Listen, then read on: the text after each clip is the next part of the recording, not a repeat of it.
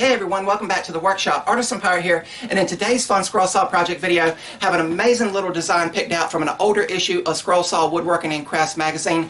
Now that the warmer weather is here to stay, hopefully for this year, I have got my bicycle out and I have commenced to ride it whenever I get the chance and have some free time and the weather is appropriate for it.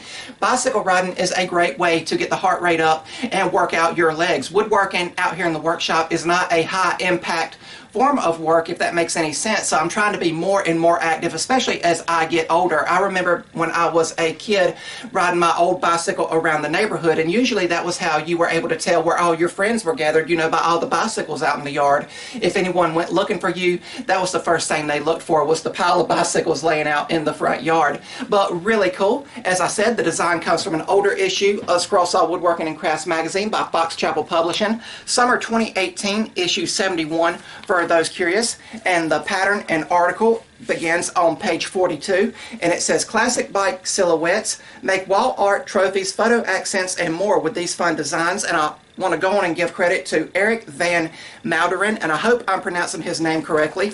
There you see the article, and then on the following page is the actual pattern we will photocopy. But keep in mind, in the pattern pull-out section, there is additional bicycle designs or bike designs. There is a few varieties here. You have the old school bike here, you have a kid's tricycle, and then you have a dirt bike. So a lot of varieties in these designs, you know, in the magazine itself and the pattern pull-out section. The design I actually want to use actually looks more like my bike than any of the others. It's just a basic 10-speed bicycle, you know, and it's got all-terrain tires to where I can go on the streets or even, you know, on a nature trail if I choose to do so. I'm going to be using some of this material here. It is a panel I made out of pine from an old shipping crate, and it's just been laying around the workshop, so we need to mill it down. But before we do that, we need to photocopy the pattern so we can see what size we need to cut this down to. So let's do that now.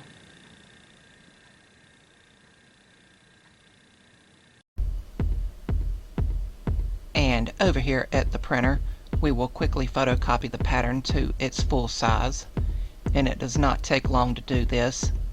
And once the pattern is printed out, we will take it over to the Rikon table saw, and I'll quickly cut it out with a pair of scissors, and we can begin prepping our material by cutting it down to size. And I'll rip it to its final size, and this excess piece here will come in handy later on in the video for our base.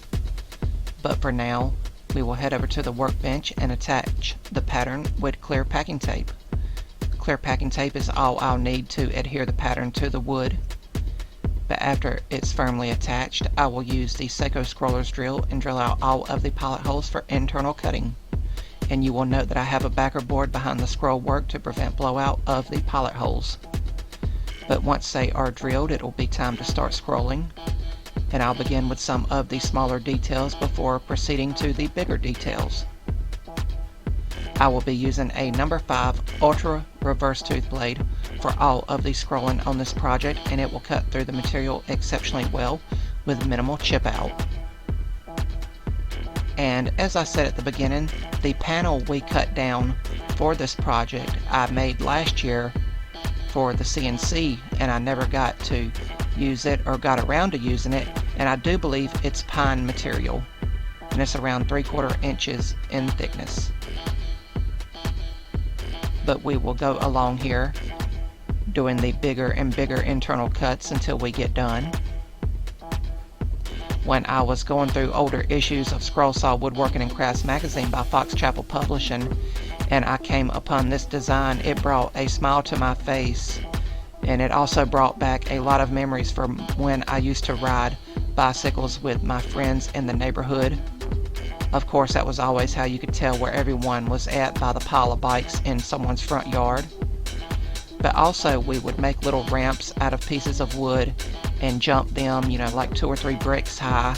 Of course, when I was growing up, the X Games were very popular, so we were just trying to emulate those. Of course, Grandpa being a woodworker, he had a ton of scrap pieces of plywood where we could make just small ramps and enjoy our time as kids in the neighborhood. We are about done here with all of the internal cuts. And this is not a very complicated pattern, and you can easily tell what it is, the man on the bicycle silhouette, but it does have some smaller details in it, so of course we took our time and let the blade do the work. But we will finish the final internal cut here around the bicycle tire, and then I can retension the blade and get ready to release the piece from the waste wood, following that long outside cut line. If you guys like what you're seeing, I would highly encourage you to subscribe to my channel and also follow me across all my social medias under the Artisan Pirate name. I'd really appreciate the support.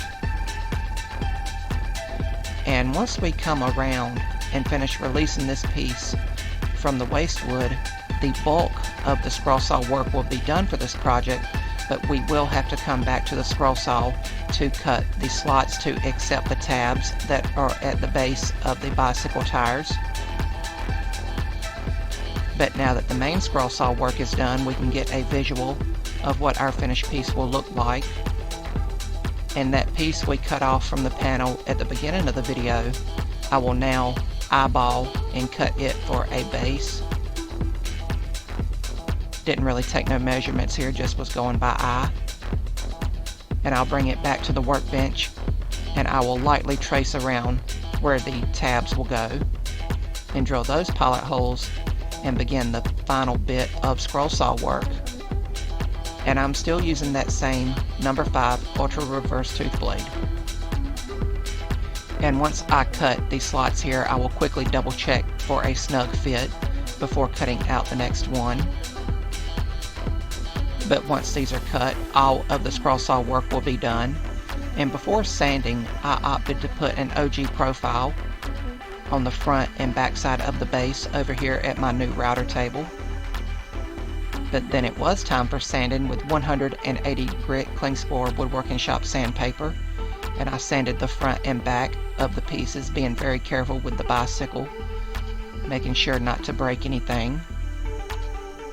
But then it was time for glue up, and I used basic CA glue and activator, and this is medium grade CA glue, and I'll let it dry and cure for around 5 minutes. And you can clear coat the project at this point, but I wanted to add a splash of color, and I used a light Minwax wood stain that still allows the natural grain of the wood to shine through.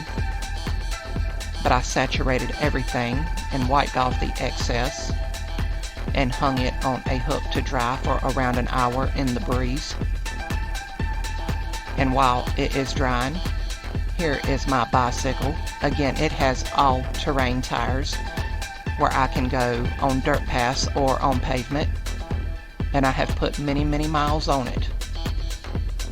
But after the bicycle piece had dried, I brought it outside and gave it a finish with several coats of Rust-Oleum clear gloss. And when that dried, the project was complete.